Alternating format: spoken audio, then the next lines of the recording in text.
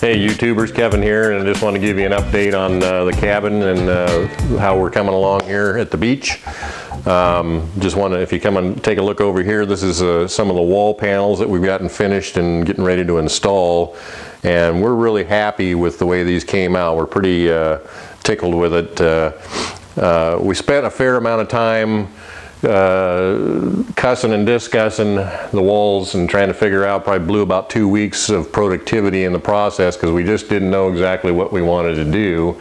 And Anissa had an idea in her mind of what the house should look like on the inside, and I kind of had one, and they weren't really meeting in the middle. it was quite a difference, and I got this cabin look in my mind that has a certain aesthetic to it, and she has I would hazard to say more of a cottage look to it, if you would. And so we met in the middle. We finally found a way to make us both happy. I wanted the wood look, and she wasn't too sure about it. But when we found this plywood that we liked, and we brought a piece home, and we polyurethaned it so we could see what it would look like. And it starts out looking like this, so you can see the difference. Here's the plain sheet before we sand it and polyurethane it, so you can see, if you can jump from there in your mind to here. Which is a big jump for me. Right, so just a clear polyurethane coat creates that look, and it's got a nice satin finish to it, so there's a gloss to it, but not shiny gloss. It's got it darkens it up for sure, you can see, but it doesn't make it so dark that it turns this place into a cave, which is what we didn't want to have happen. We already have a dark colored floor, and we didn't want to make it so dark in here that it just felt like, you know, you were in the dark. Go figure. So we experimented a little bit, and we playing around. We actually have 3 different types of plywood in here right now. The first was the ceilings that we put in with a it's an exotic hardwood of some sort that comes out of, I think, Honduras or something, but it's $37 a sheet. And it's got a nice fine grain to it. It's really kind of what you would use in cabinetry, and that's pretty, and we liked it, and we thought that's a neat looking ceiling. And again, just polyurethaned it so it darkened it up, but not too much. But it's got a very thin veneer on it, which is what we discovered as we were working with it. It's very, very thin, and when we started considering doing the walls with plywood, I said, you know, I don't know if that's going to work, because that's pretty thin. If you hit that, you're going to gouge right through it. It's just kind of tender. So then we're kind of going, well, now what are we going to do? We just don't know. And so meantime, we did decide that we could go ahead and do the kitchen. And all we did on the kitchen was, because the walls are going to be completely covered, the plywood's not going to show. Between cabinets, appliances, and backsplash, there's nothing that's going to show up.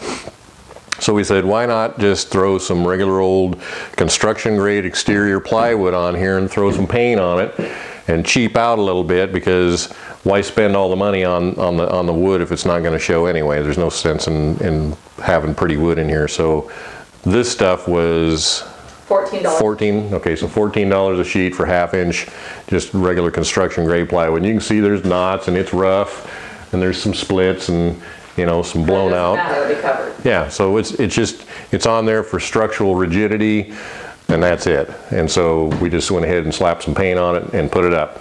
So while we were doing that, we were still kicking around ideas, and we were down at the lumber yard again, which seems to be our favorite hangout. They probably think we're stalking them down there. But we looked at some other sheets, and we said, hey, you know, there's this.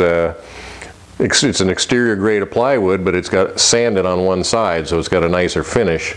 Why don't we look at that? And so we brought a sheet home and stained it, and this is what it looked like. And we thought, well, that's really pretty. Really like the wood grain on there, so we said, okay, let's do this. So we went back, and we found that they had a whole stack of them laying there, but somebody had run the ink stamp from the factory right down the middle of the finished side, which was silly because it's the finished side. And so we kind of were whining to the lumber guy down there, and he says, well, here, sounds to me like we need to, you know, do a little adjusting. And so he knocked how much off the sheet?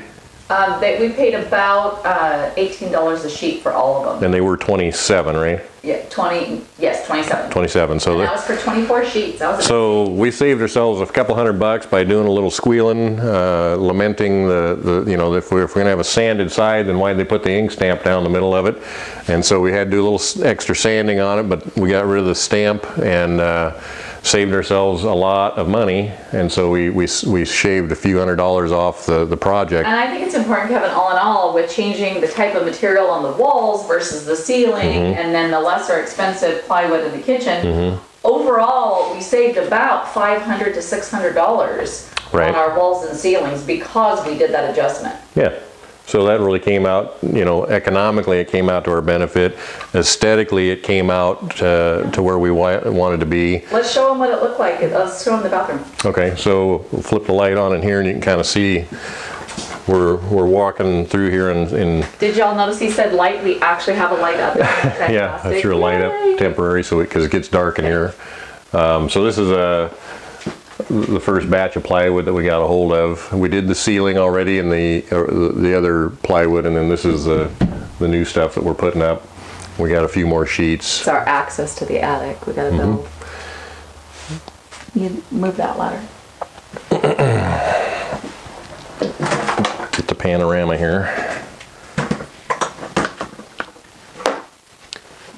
So anyway, this is the laundry area now. Laundry and the hot water tank is going to sit in here. It's kind of a utility area because there'll be some cabinetry over here and above the hot water tank. The hot water tank's only going to be about this high. It's a 30-gallon tank. We're not putting in a 50-gallon water tank. And we don't need to heat it, and it's just the two of us, so there's just no sense in wasting the money on... And we've been surviving on a 10-gallon tank for 2 years. So yeah, for the last couple of years, it's only been a 10-gallon tank, and we've done fine, so we thought, why do we need a 50 or 40-gallon tank?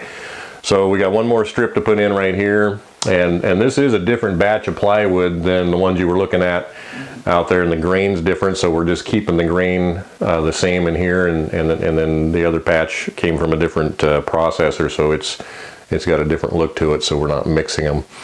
So I got the one last strip to put in right here. Then we can go ahead and finish the wiring here, which is for the washer and dryer. It's a stack washer and dryer, and the plumbing, and then that's for the hot water tank, power and water there.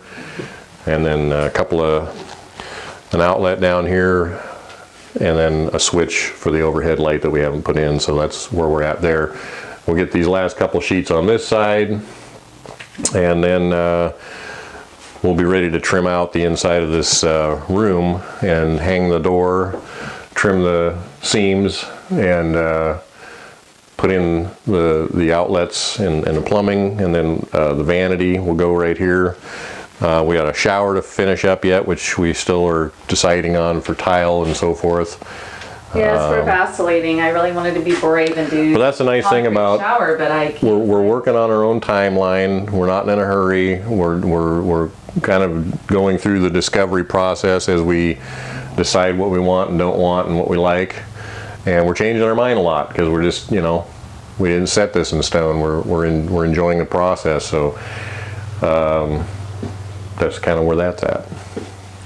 So right now we're just putting up some of the sheets. We have room to do 5 at a time on the floor where we're coating them, and so we're just installing this west-facing wall here. This is the beach-facing wall. We got the first piece in, and then I'm putting this piece underneath right here right now. And we decided we'd stop and do a little update video and see what's going on. Got one light in here so we can see what we're doing after dark. And we got a door to put in over here still, which we were just kind of waiting. We got a little bit of trim to put in right here on the wall and so forth, and we'll hang that door. And that's where we're at right now. We got 5 more sheets to sand and stain after we get done putting these on the wall, and we're just kind of batching them through 5 at a time. It takes about 6 to do one wall here. So we'll have the walls done in about a week. Yeah, just from, it takes about 3 days to get through the process, sanding them, 1 coat of stain or polyurethane. It has to dry overnight, and then we come in and do the 2nd coat and let it dry, and then we put them up in the following morning. And so we're just kind of working our way around the room now. And it's getting quieter in here as we put more wall on. It's getting, I'm noticing that the temperature fluctuations from outside are way slower now. We don't have any heat or anything or cooling in here, but on a warm day it's cooler in here. On a cool day it's warmer in here without any auxiliary climate control, if you will, just because it's super insulated. And anyway, just thought I'd give you a quick update. We're gonna get back at it, and I'll see you on the next video.